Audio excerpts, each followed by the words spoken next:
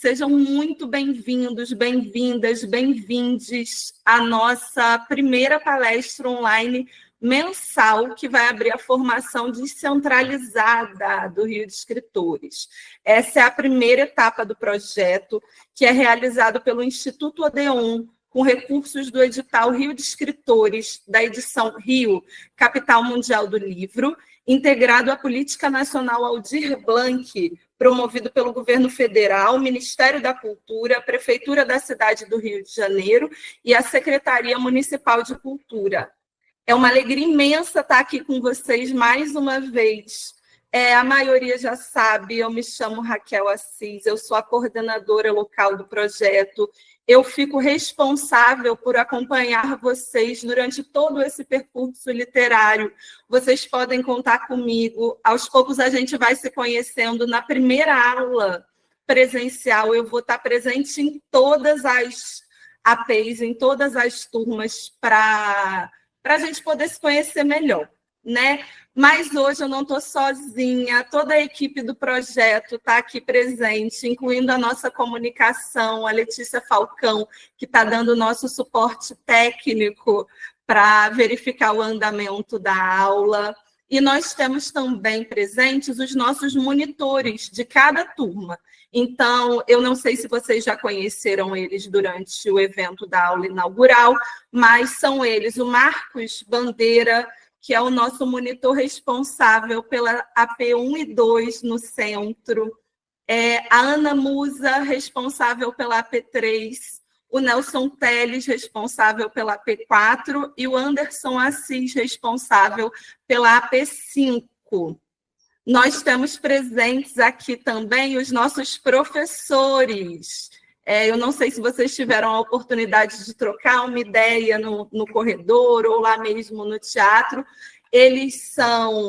Cada professor vai ficar responsável por 2 turmas. Um deles é o Eric Paiva e a outra é a Letícia Magalhães.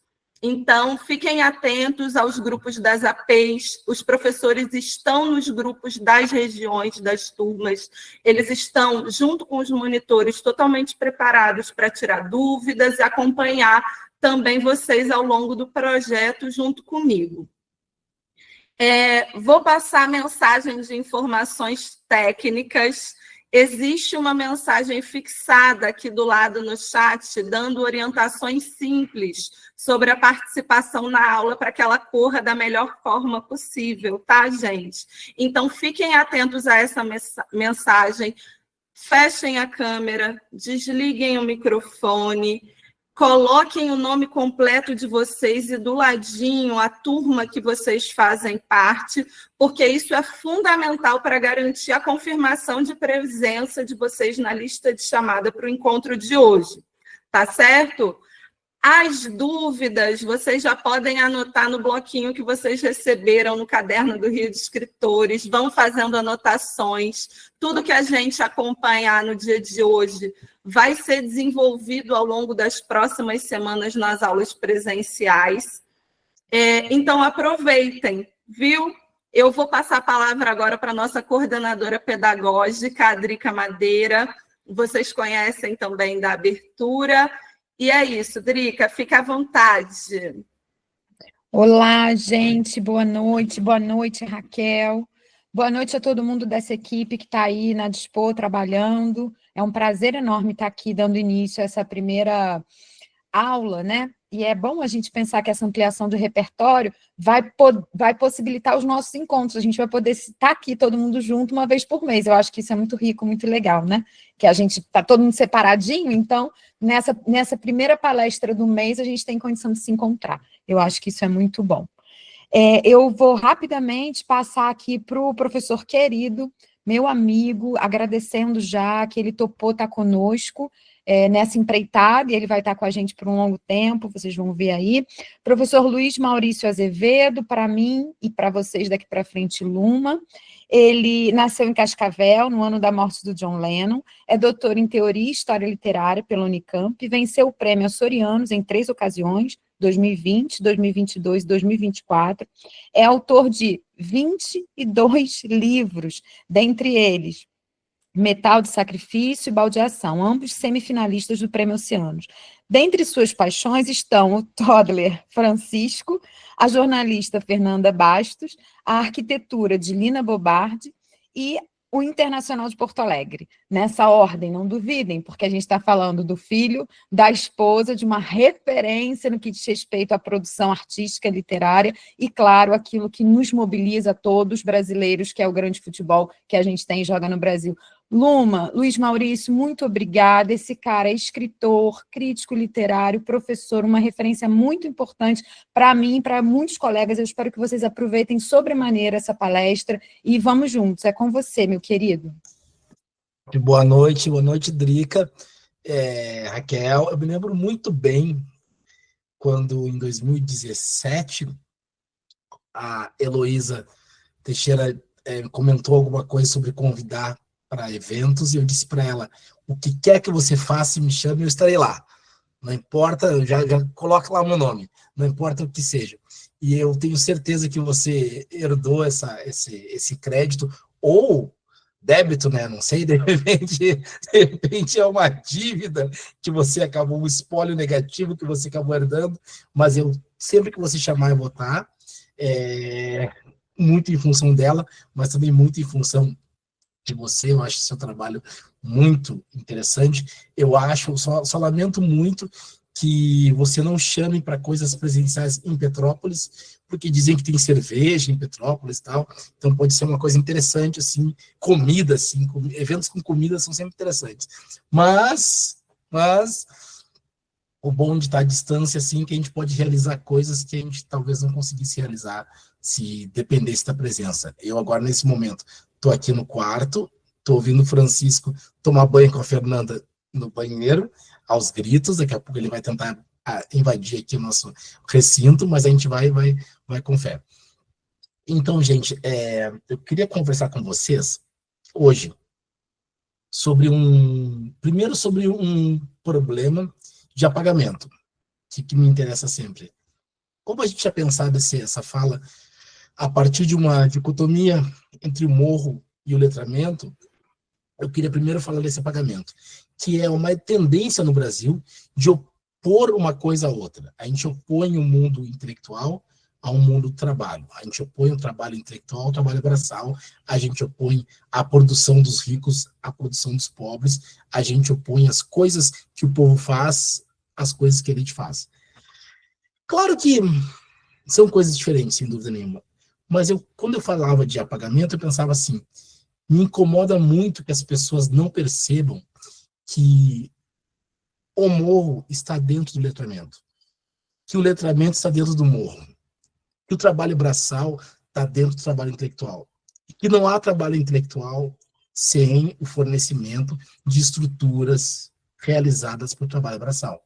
Então, quando as pessoas falam assim, aquele contingente de pessoas que estava longe da universidade e que agora, com as cotas, entraram, super irritado, porque nós nunca estivemos longe das universidades, nós sempre estivemos dentro das universidades, limpando as janelas, limpando o chão, limpando o quadro quando estava sujo, consertando as coisas, limpando os banheiros, consertando o encanamento, pintando as janelas, fazendo tudo aquilo que é necessário para que a universidade exista. E isso não é diferente do trabalho intelectual.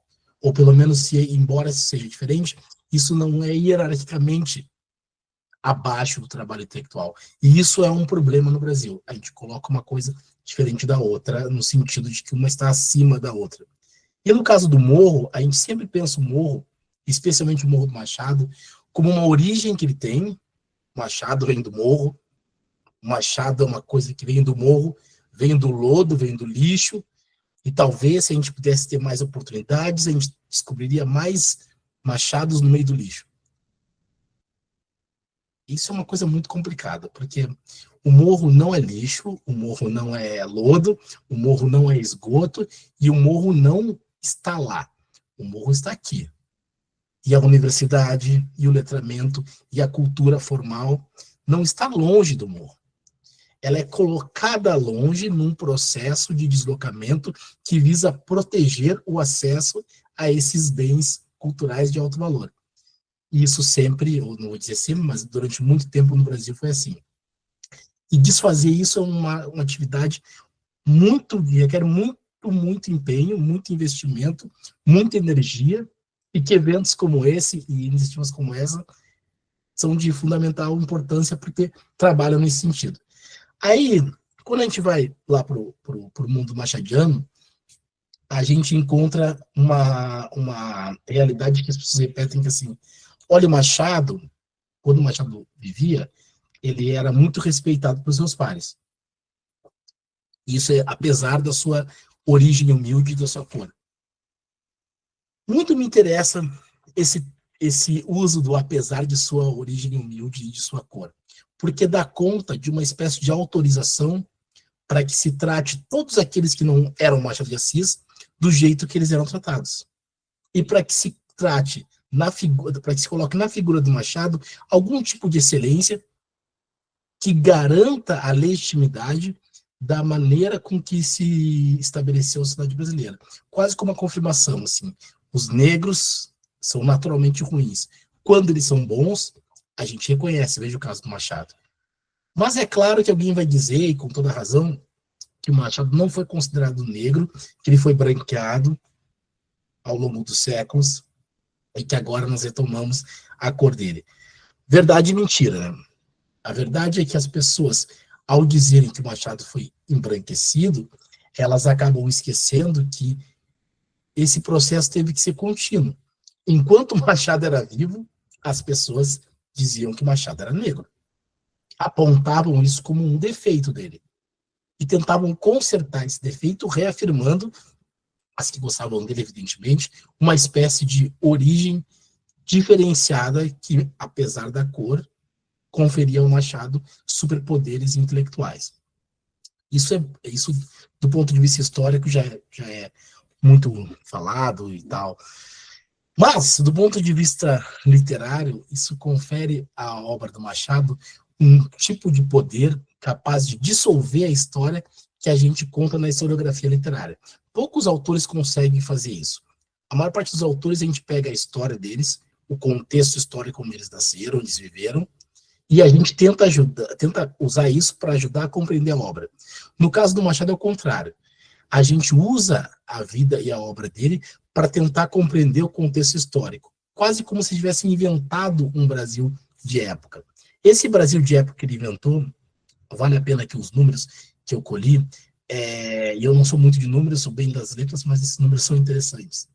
O Brasil tinha espantosos 17 milhões de pessoas, de habitantes, quando o Machado estava por aí, estava vivo. 17 milhões. O Brasil tem hoje 215 milhões. De 17 para 215. Os indivíduos sem acesso ao letramento formal, na época do Machado, eram 68%.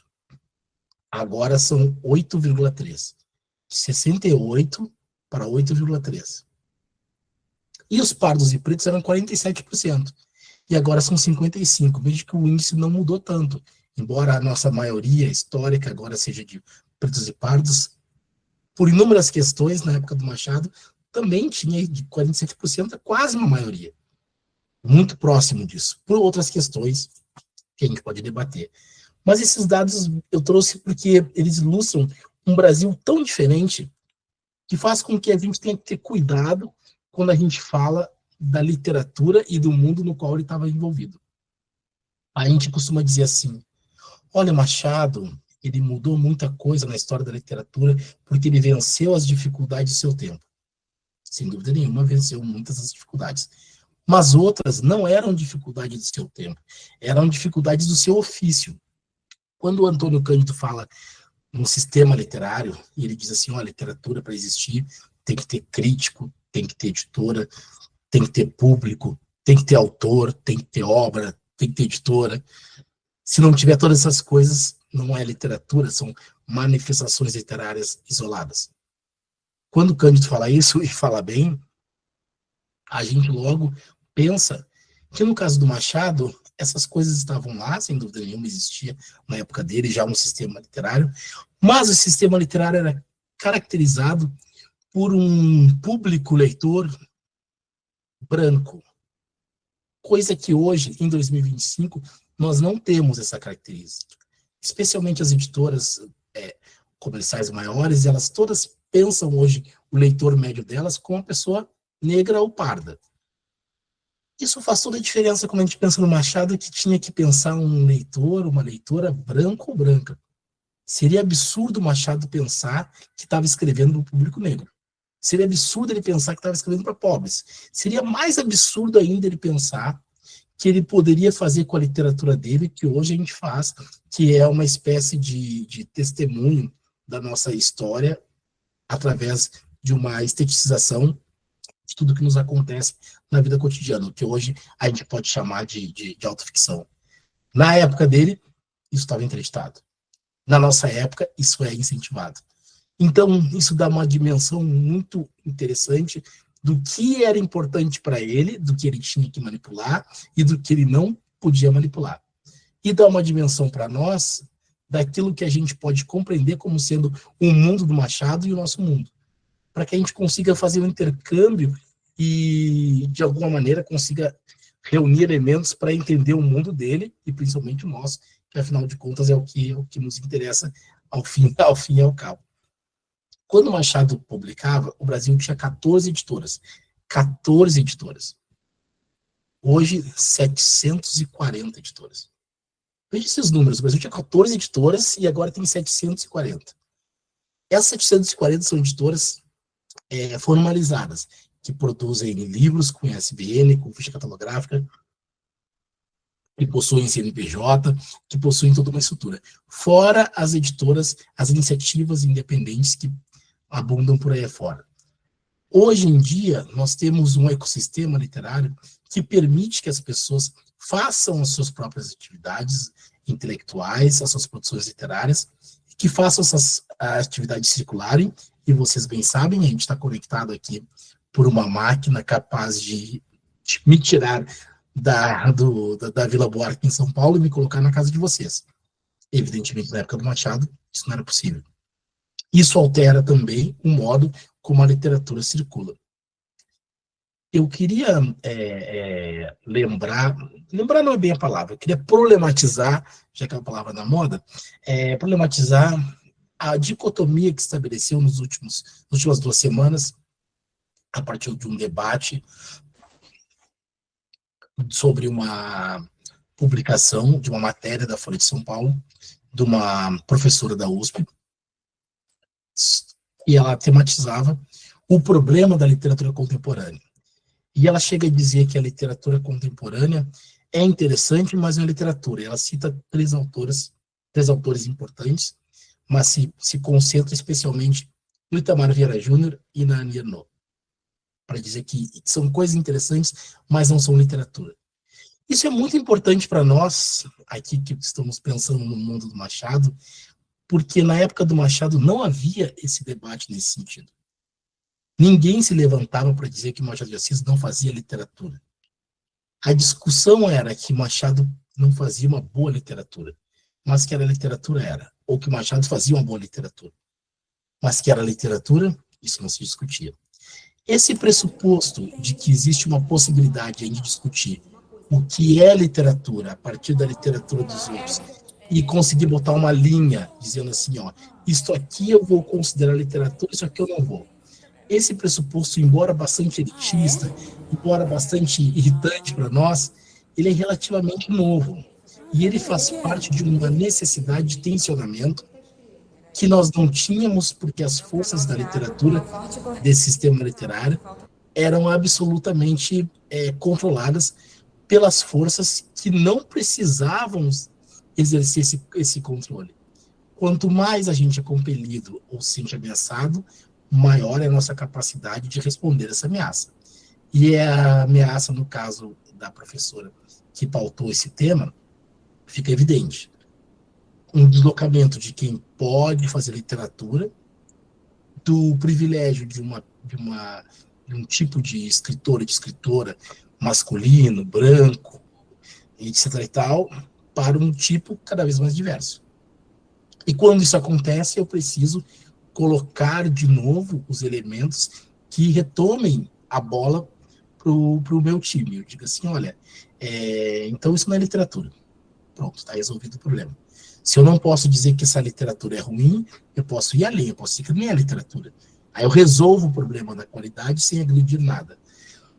No caso do Machado, isso não foi necessário, porque a figura dele era uma figura, do ponto de vista histórico, absolutamente anacrônico. Quando eu digo anacrônico, eu digo o seguinte, não havia como, naquele momento, embora a gente tenha muitas figuras negras de destaque, os irmãos Rebouças, Patrocínio, etc. e tal, mas não havia como, naquele momento histórico que o país estava atravessando, alguém ser tão brilhante, tão inteligente, tão capaz como era Machado. E se não havia, a gente tinha que explicar por que não havia. E a explicação óbvia era as condições do Brasil não permitiam que a gente tivesse um gênero literário preto. Até aí tudo bem. Mas uma vez tendo um gênero literário preto, a gente podia resolver essa questão dizendo que esse gênio ou não era gênio, ou não era preto. Como era muito difícil convencer as pessoas de que aquilo que estava escrito não estava escrito, de que ele não era um gênio, óbvio que era, então a gente transformou a parte mais fraca, que era, então ele não é preto. O que isso tem a ver com o debate que a professora Bernardino propôs na Folha há 2 semanas atrás? O cerne da literatura, seja na época do Machado, seja na nossa, é um dispositivo de identificação e distinção social. Eu faço literatura porque eu me pareço com outras pessoas que não são eu, e eu faço literatura porque eu não me pareço com elas em um sentido específico. E eu vou buscar esse sentido específico através da literatura. A literatura vai me dizer onde é que há continuidade em relação a Drica, ao Rafael, a Adriele, a Ana, a Larissa, e onde é que não há. Onde é que eu sou um pouco Drica, que eu sou um pouco Adriele, que eu sou um pouco Vanessa, e onde é que eu não sou. E ao possibilitar, esse dispositivo possibilitar esse exame sobre, vamos chamar aqui, da alma humana, eu posso, com tranquilidade, sentar, deitar a cabeça no travesseiro e dizer, bom, agora eu já organizei direitinho quem eu sou, quem eu não sou, o que é o mundo e o que sou eu. No mundo do Machado, essas questões, elas não estavam baseadas na disposição do indivíduo, como estão agora. Porque nós tínhamos um país em formação e que acreditava que dependia da literatura para dar o sentido dessa formação. Hoje a gente fala muito em narrativa, né? As narrativas que vão dominar, a narrativa dominante, blá, blá, blá, essa é uma narrativa sua. No caso dos países, os países sempre se estabelecem a partir de mitos fundadores, né? Mas os mitos não nascem por si só. Os mitos são construídos. E como todo mito, é uma narração. E como é uma narração, eu preciso de alguém que conte direitinho essa narração, que faça a narração de maneira a dar a ela uma forma interessante. Durante algum tempo, a gente se contentou em ficar com a interpretação da literatura brasileira no campo do tema. A literatura brasileira é importante porque os temas que ela elenca são importantes. E a gente vai explicar o que é o Brasil, a gente vai construir nosso mito de formação, nosso mito fundador, a partir do tema. Não seria quem nós somos, mas o que nós somos. E a gente mergulhou nisso. O romantismo é todo assim. Só que o realismo, que tem no Machado o maior expoente, embora ele tenha evidentemente passado pelo romantismo, o realismo vai propor uma radical ruptura nisso. O realismo vai dizer assim, olha, eu preciso construir uma forma assim, que de uma só maneira dê conta de mostrar que a linguagem é capaz de inventar um tipo de mundo que não pode mais ser dissociado dela mesma. Então eu não vou ter mais uma linguagem, vamos pensar assim, cada um pensar assim, num paradigma, nós tínhamos os autores e as autoras que escreviam como as coisas são. No realismo, apesar do esforço para descrever como as coisas realmente são, eu tinha que buscar uma linguagem que me dissesse como as coisas são por trás da aparência delas para mim. Então, o realismo passa a ser uma espécie de grande projeto existencialista antes do existencialismo. Um grande projeto de investigação do que é o fenômeno, do que aparece mesmo, e do que é apenas aquilo que parece para mim. E aí eu vou separar o que é fantasia, engano, engodo, o que são as coisas de fato. É claro que nunca se consegue chegar ao cerne da questão, a gente nunca consegue saber como as coisas são de fato. Tem uma banda americana chamada Stereophonics, e aí ela diz assim, tem uma música que o cara diz assim,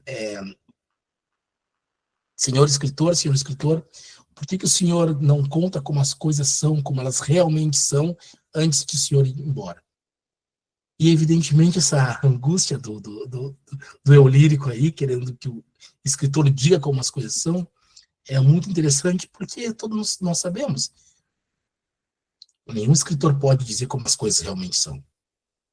Ele também não sabe, e mesmo que saiba, não pode produzir essa verdade. Para o Machado, essa impossibilidade de dizer a verdade, essa impossibilidade de alcançar a verdade das coisas, essa impossibilidade de estabelecer para o Brasil um mito fundador que realmente desse conta da nossa angústia de interpretação, é ela mesmo a chave da nossa vida literária.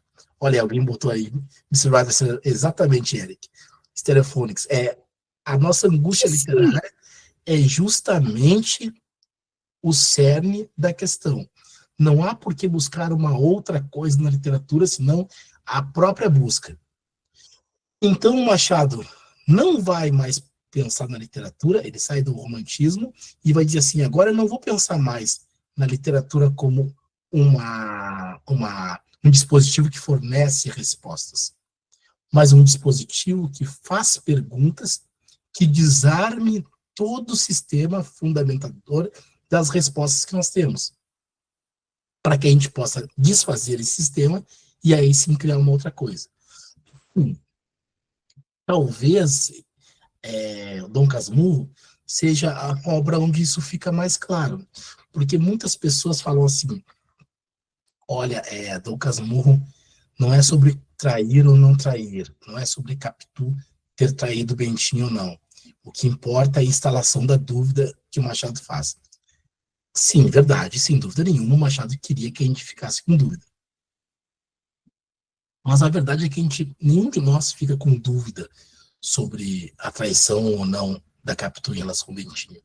O que nós temos em relação ao tema do adultério ou não no Dom Casmurro é uma necessidade de proteger a experiência de leitura futura de quem vai ler, reconhecendo que a grandiosidade da obra é deixar intacto um espaço de mistério. Um espaço de mistério que é fundamental para que a pessoa que vai ler o livro entenda que a verdade está na linguagem e não nos fatos. Não há uma parte do livro, um fragmento, que a gente diga assim, olha, aqui está a prova cabal da traição da Capitu, ou aqui está a prova cabal da inocência de Capitu. Não tem. E se não tem, não é porque ele não contou para nós, é porque especificamente não teria como ter. E aí as pessoas que fazem essa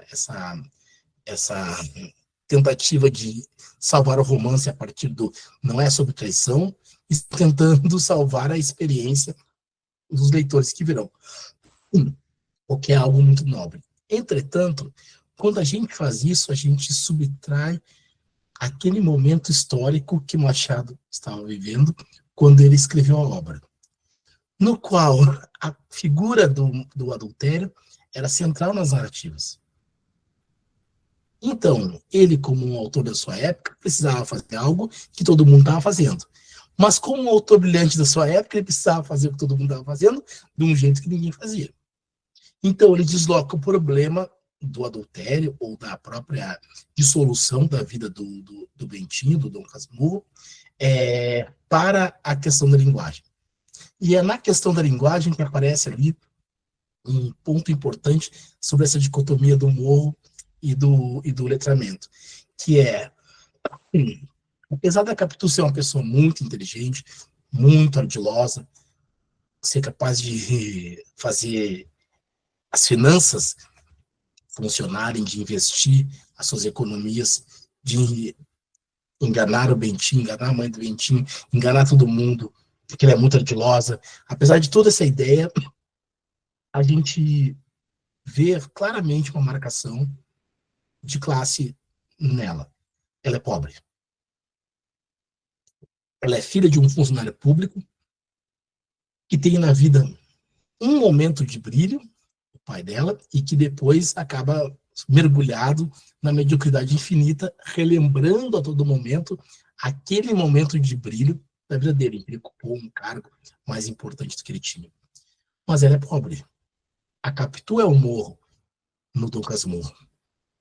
E o Bentinho é o letramento, é o sujeito que se formou em direito, é a elite, é o escravocrata que, na abertura do livro, diz: vivo só com um criado. Se vive só com um criado, evidentemente não vive só, né? Mas na objetificação dele, na reificação dele, o processo de transformação de tudo que está ao redor dele em coisa também acontece.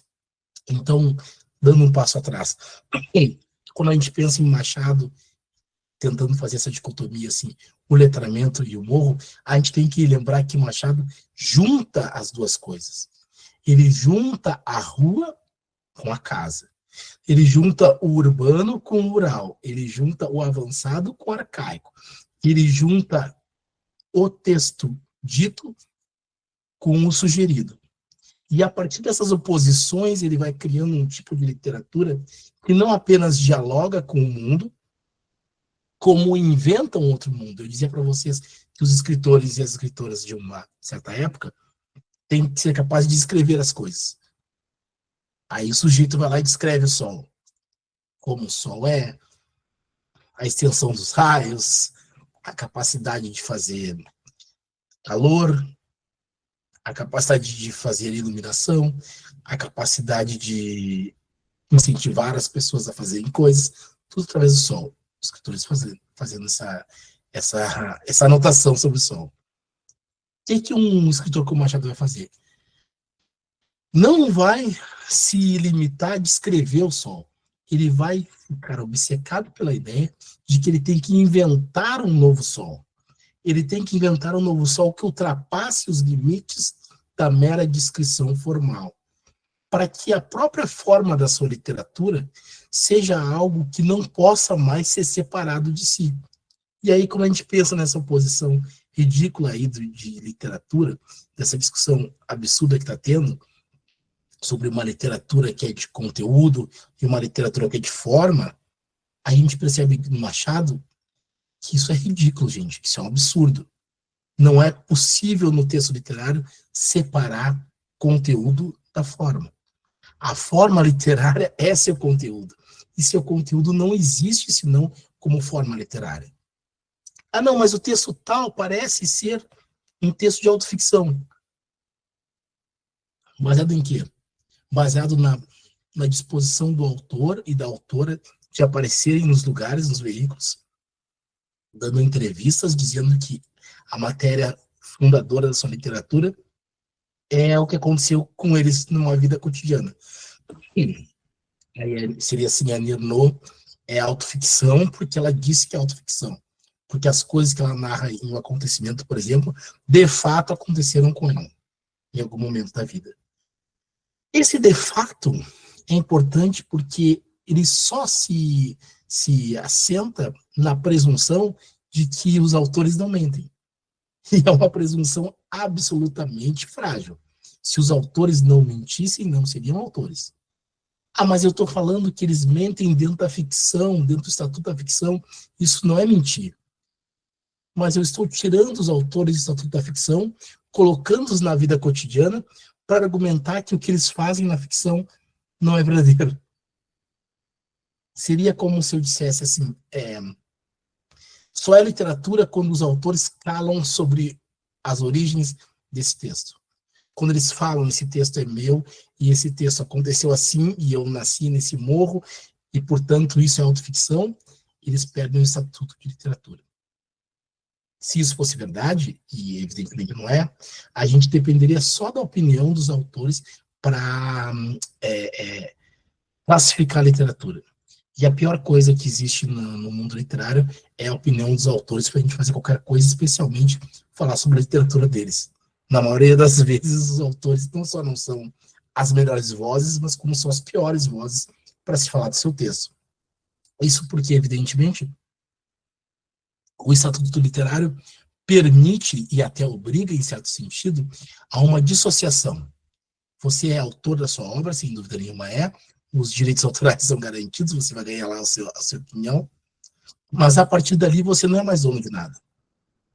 Até porque a circulação da obra depende muito de fatores sócio-históricos que estão muito além das suas possibilidades. E assim sendo, se eles estão além das possibilidades, por vezes eles vão ultrapassar a intenção do autor e vão conseguir driblar as estratégias que os autores constroem para cercear a obra.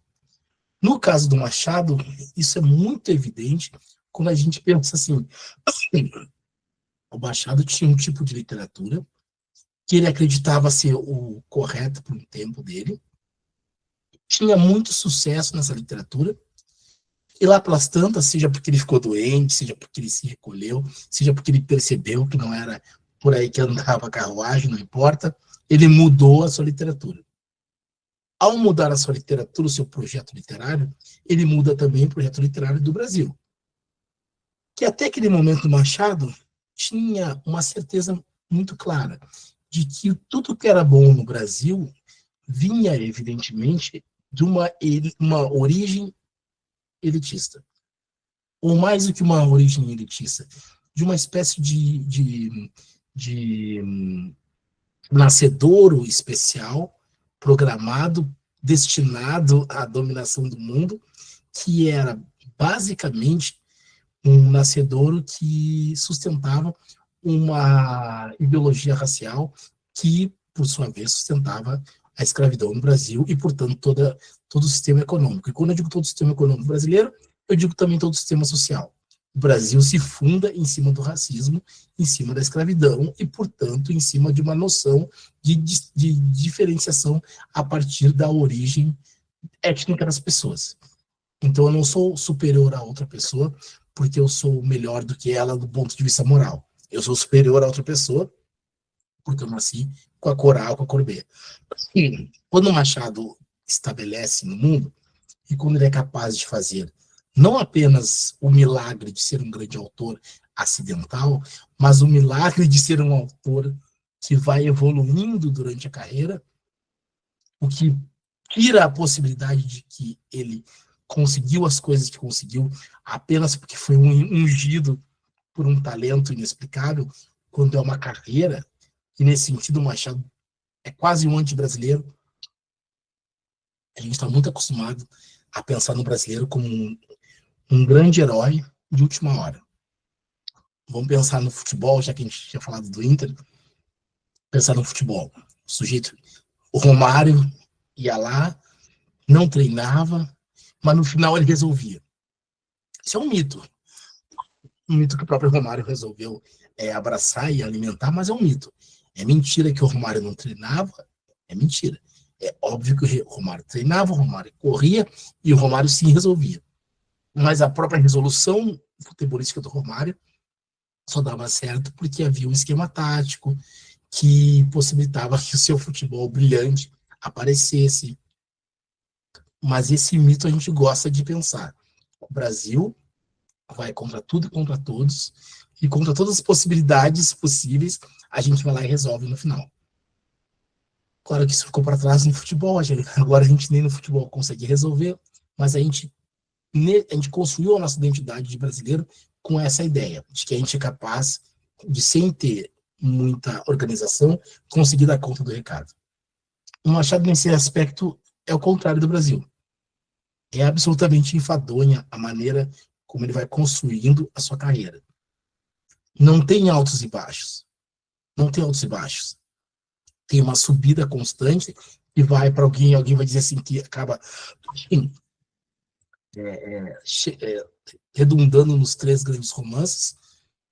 Sim, mas toda a obra dele apontava para uma espécie de amadurecimento, um processo absolutamente racional do uso da sua literatura, que por ser racional do uso da literatura tinha muito pouco a ver com a identidade negra, que é do feeling, que é o do improviso, que é o do impensável e do inesperado. Nesse aspecto, o Machado é o anti-Brasil, o anti-negro. E é daí que vem a ideia de que o Machado não seria negro. Não é da ideia de que ele não lutou pela causa negra, de que não se envolveu, nada disso. É uma percepção de que a estética de performance dele, performance social, tem muito pouco a ver com o que deveria ser negro.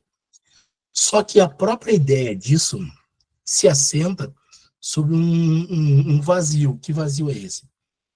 Um vazio de possibilidades para o negro na época em que ele andava por aí. O negro tinha que ser o oposto das qualidades que o branco tinha. Então, se o branco usava sapatos, o negro não podia usar sapatos. Se o branco usava roupas, o negro não podia usar roupas. Se o branco sabia escrever, o negro não podia saber escrever. Se Machado era o oposto dessas coisas, portanto, outra coisa não podia ser senão branco. E a construção disso vai redundar numa ideia dicotômica de que o Machado tinha dentro de si o morro e vamos dizer assim, os grandes salões, que ele tinha o letramento e o analfabetismo total. E tudo isso é muito verdade. Porque não existe analfabetismo total e porque não existe essa posição privilegiada em que a inteligência tenha que duelar contra a burrice para existir. Não existe isso. A inteligência se alimenta daquilo que a gente inadvertidamente chama de burrice. O letramento se alimenta daquilo que a gente inadvertidamente chama de analfabetismo, ou da falta de letramento. E, principalmente aí, a literatura se alimenta daquilo que a gente inadvertidamente diz que não é literatura. Aí, voltando ao artigo lá da professora, à matéria da professora, ao opor literatura daquilo que não é literatura, a gente parte do pressuposto que é possível separar a matéria literária do livro. E a gente vai procurando, assim, o que eu posso decantar, o que eu posso desidratar até ficar literatura. Aí eu tiro as marcas do autor, eu tiro as influências culturais, eu vou tirando, para ver se sobra alguma espécie de grau zero da literatura. E é verdade que não sobra. Não tem como sobrar. Não é possível fazer esse decantamento. Porque no momento em que a literatura deixa de ser o encontro de duas oposições, ela deixa de ser literatura. O estatuto literário, a literariedade, é justamente a possibilidade quase que irredutível de uma coisa ser ao mesmo tempo várias. Quando eu pego uma bula de remédio, eu vou lá e leio lá, e eu não posso ter espaço para interpretações múltiplas. A dosagem tem que ser específica, o horário do remédio tem que ser específico, o princípio ativo tem que ser esse que a embalagem está dizendo que é, dentro do comprimido. Os limites são muito estreitos. A bula de remédio seria o grau zero aí da possibilidade literária. Quando eu vou para a literatura, mesmo a literatura da Bíblia, por exemplo, mesmo a literatura com implicações morais evidentes, mesmo quando eu vou para esse lado, eu vejo que eu não encontro possibilidade de reduzir a minha interpretação a uma só. É o contrário. Quanto mais coisas a minha literatura for, mais literatura ela será. Então é impossível conseguir reduzir, separar o que é literatura do que na literatura. Porque, por definição, quando eu coloco alguma coisa na mesa e essa coisa é literatura, toda ela será literatura. Porque ela não pode ser uma coisa só, já que a literatura é esse dispositivo que me obriga a reconhecer uma, vamos lá, essência de literariedade que vai ser isso e aquilo, e não isso ou aquilo, como aquele poeminha maravilhoso da Cília Meirelles. Não vai ser isso ou aquilo, vai ser isso e aquilo. E vai ser isso e aquilo porque é um jogo onde o campo precisa ter duas traves. O campo precisa ter dois lados.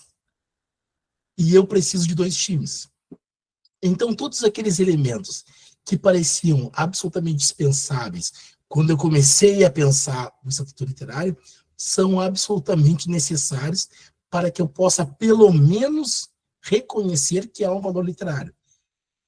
E quando a gente pensa no Machado, todas as instâncias funcionam de maneira a, num primeiro momento, a gente falar só de literatura, só do texto dele, e no segundo momento a gente perceber que ele nunca está falando só de literatura.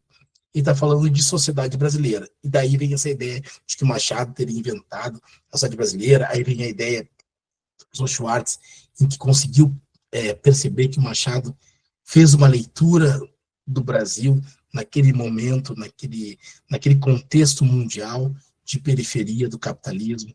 E assim a gente vai abrindo as interpretações do Machado para cada vez mais longe do literário, cada vez mais instrumentalizável, cada vez mais ambicioso na interpretação sociológica. Isso não é ruim de jeito nenhum, mas isso tem que ser ancorado dentro de uma perspectiva muito clara, de que só dá para fazer isso se a gente reconhecer que o literário não consegue se desprender do sociológico. Porque quando o sociológico é literário, essas duas coisas ficam juntas até o fim. E quando a gente pensa no morro, e quando a gente pensa na oposição óbvia ao que não é morro, a gente acaba caindo numa armadilha de fazer hierarquias. E no mundo do Machado, as hierarquias não são aceitáveis. Não no sentido moral, mas no sentido da galhofa mesmo. Se a gente pensar de novo nos personagens centrais dos três principais romances, especialmente no Lucas Murro, a gente tende a dizer, evidentemente, que a pessoa mais importante do cenário ali do Lucas Murro é o próprio Pintinho, mais rico, mais poderoso, e, ao mesmo tempo, o sujeito que foi enganado, segundo ele mesmo, que mora sozinho, que não teve uma paternidade feliz, que não teve um matrimônio feliz, cuja única grande amizade sucumbiu na ideia de que ele foi traído pelo amigo. Então, o grande poderoso, o todo-poderoso da obra do Machado é sempre fragilizado. Nesses três romances centrais, sempre a figura do sujeito que socialmente é mais poderoso é sempre a figura do sujeito que, do ponto de vista do exame moral, do exame individual, é o mais patético de todos. E ele, sendo o mais patético de todos, deixa claro para nós que as hierarquias, para o Machado, não funcionam do ponto de vista humano. Aquilo que se apresenta no social como sendo morro, na vida orgânica individual, não é morro. Aquilo que se apresenta como sendo letrado, como civilizado, na vida individual, não é civilizado. Aquilo que se apresenta como selvagem, na vida individual, não é selvagem. Aquilo que se apresenta como altamente domesticado, na vida individual, não resiste ao exame profundo que todo mundo tem que fazer a partir da leitura de um livro. Então, o Machado vai pegar essas questões, vai colocar na literatura dele e vai entregar dizendo assim, olha, o Brasil não é o lugar onde essas teorias conseguem sobreviver. Porque aqui a hierarquia está o tempo todo sendo sabotada pelo modo como nós nos relacionamos. Aqui, o asfalto e o morro estão em constante alternância. Uma hora o que é centro é periferia, uma hora o que é periferia é centro. E assim essas coisas vão se alternando, se alternando, se alternando. O que cabe à literatura, seja do Machado, seja a literatura dos nossos tempos?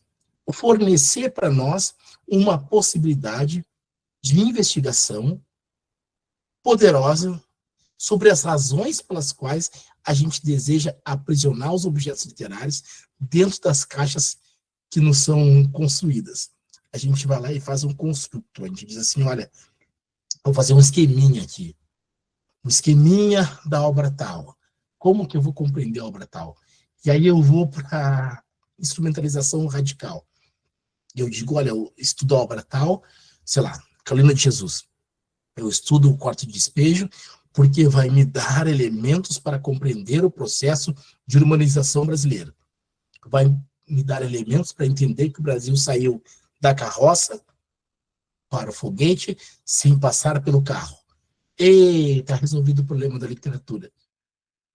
Olha, está resolvido o problema, talvez, da sociologia. Da literatura, não. Porque, em princípio, nós nem tínhamos um problema da literatura. Em princípio, grosso modo, a Carolina de Jesus, o Machado e tantos outros autores que a gente pode citar, não estavam interessados no processo histórico em que estavam envolvidos. Eles estavam interessados, isso sim, em fornecer uma explicação estética para aquilo que eles estavam assistindo. E essa explicação é estética no sentido de que ela não tem relação direta com a eficiência da solução ofertada. A gente não pode dizer assim, vou consertar o Brasil com literatura. Isso não existe. Não tem como. A literatura não vai consertar o Brasil. Agora, sem literatura, a gente não consegue compreender uma dimensão fundamental para o Brasil e para todos os países, mas já que nós temos o Brasil, que é o que faz de nós mesmos? Qual é a parte nossa que nos diferencia de todo o resto? E aí esse nosso não diz respeito apenas ao Brasil como país, mas também diz respeito a cada um de nós como seres humanos. Eu tenho como me investigar e extrair daí uma humanidade real, uma universalidade que dê conta de me sentir em consonância com toda a raça humana, ou não? Ou eu sou algo tão diferente, tão específico, tão maravilhosamente alecrim dourado, que eu não tenho contato com ninguém nem com nada? Essa é a resposta que a gente espera da literatura, e em parte é a resposta que o Machado deu para nós. Sugerindo que no Brasil nós precisamos aprender que uma coisa está dentro da outra, assim como a fruta está dentro da casca. Não tem como dissolver. Se eu tirar a casca para ficar só com a fruta, eu vou ter duas coisas separadas. Casca que estava na fruta e a fruta que estava protegida pela casca. Duas coisas separadas. Se eu quiser que elas estejam juntas, eu tenho que reconhecer que uma faz parte da outra. E esse fazer parte da outra dá conta a um tipo de interpretação de realidade que é muito revolucionário, muito potente, que é, se eu reconheço que coisas estranhas e diferentes estão dentro uma da outra, eu passo a trabalhar pela manutenção daquilo que, em princípio, eu não entendo. E trabalhar pela manutenção daquilo que eu não entendo é talvez uma das principais e maiores lições que nós temos na vida, não apenas de tolerância, mas de percepção do nosso papel no mundo. Eu acho que a gente pode abrir para perguntas agora para poder respirar. Que a partir dessa fala do professor, a gente consegue já pensar algumas coisas, tentar entender um pouco melhor. É muito complexo, né? Na verdade, tem coisa que parece simples, mas não é simples. Então, é muito complexo. Essa coisa aí final me deixou um pouco perturbada, para falar a verdade.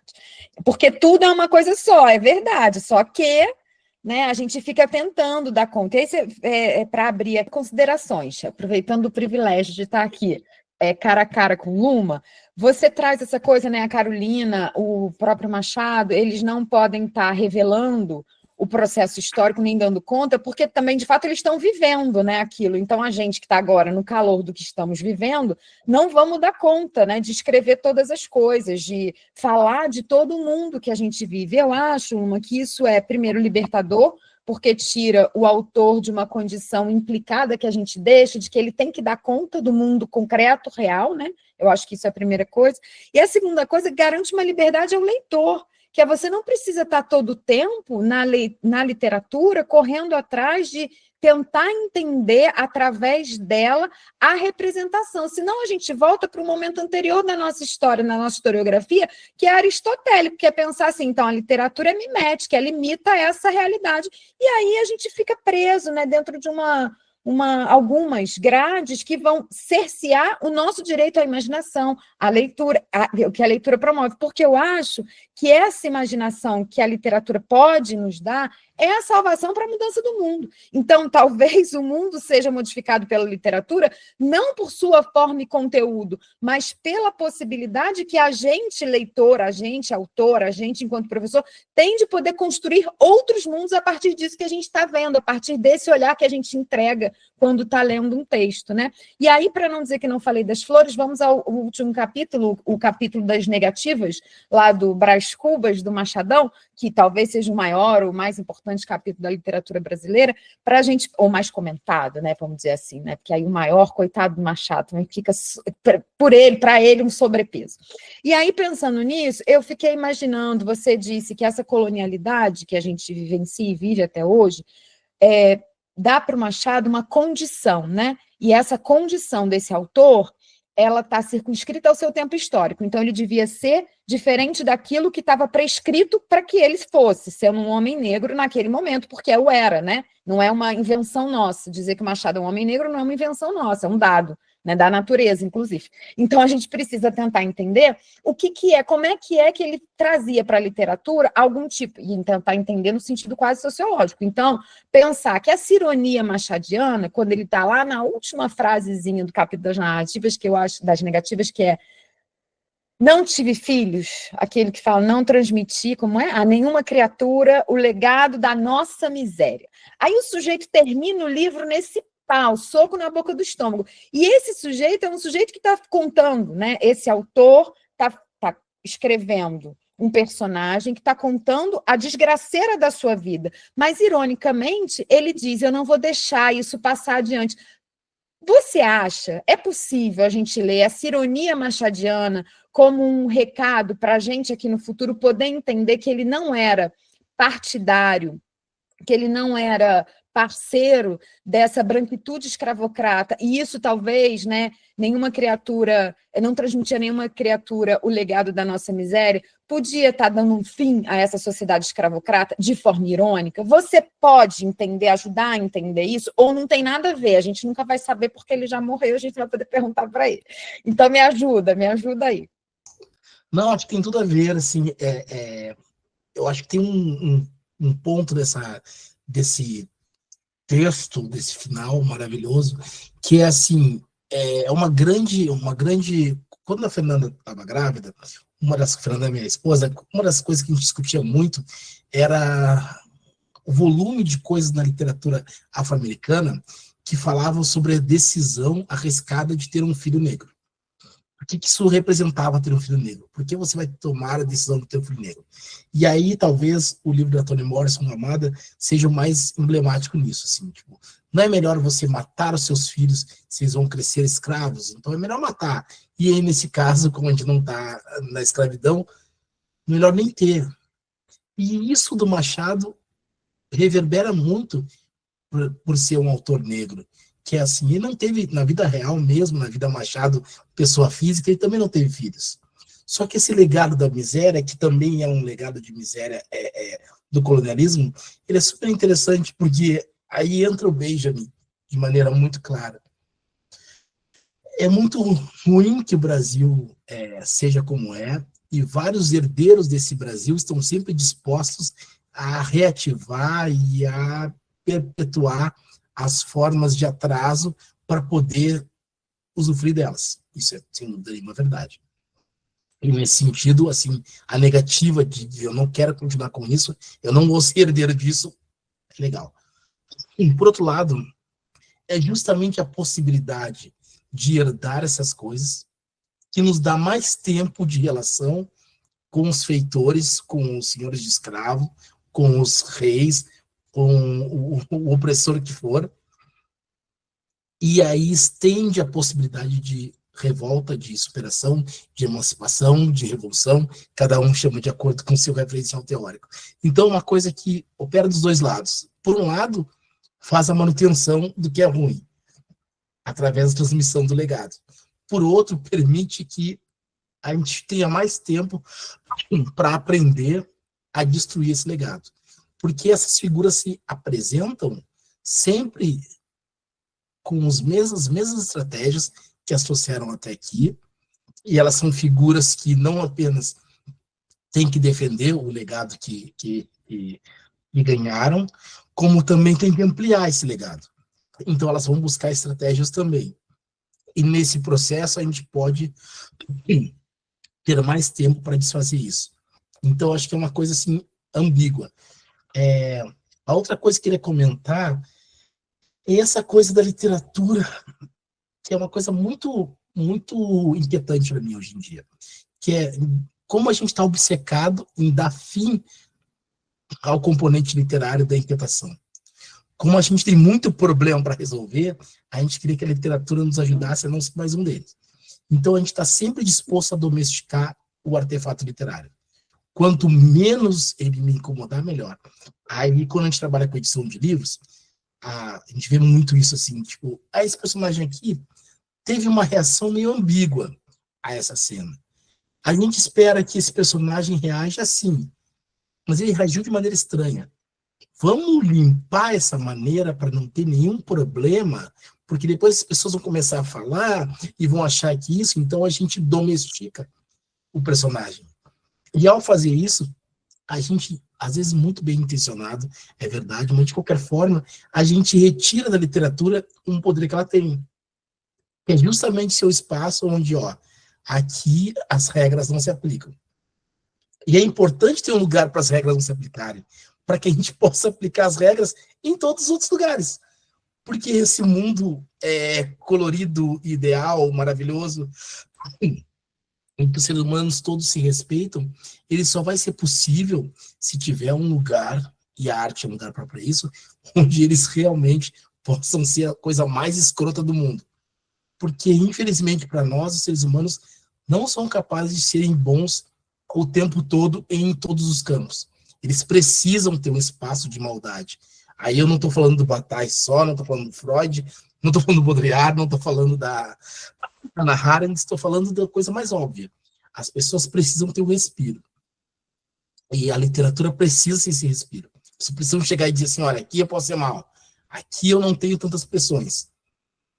Se a gente não fizer isso com a literatura, só vai sobrar a terapia, a psicanálise, para chegar lá, a gente vai lá, paga para poder falar tudo sobre a gente e não ser censurado. A gente fala mal dos maridos, das mulheres, dos filhos, dos irmãos. Aqui eu posso ser honesto, brutalmente honesto, sem ofender ninguém. Só que terapia é muito cara, talvez a gente devesse fazer a manutenção da literatura como esse espaço de liberdade radical. Só talvez. Ótimo, excelente. Todas as revoluções são bem-vindas nesse ambiente, então espero que vocês tenham curtido muito. A gente agradece muito, demais da conta, é sempre um prazer estar com você, Luma, é incrível te ouvir falar. Você perturba as nossas convicções, e isso realmente é maravilhoso, tá? E aí vou passar para a Raquel, que vai conduzir aqui essa coisa da gente fazer uma foto. Gente, muito obrigada a todo mundo que ficou aí. Desculpa se eu não li alguma coisa, e vou colocar para vocês aqui um podcast muito legal que o Luiz Maurício fez, foi entrevistado lá na Rádio Novelo. Acho que ajuda a continuar um pouco essa história do debate sobre a crítica, pode nos ajudar aí daqui para frente.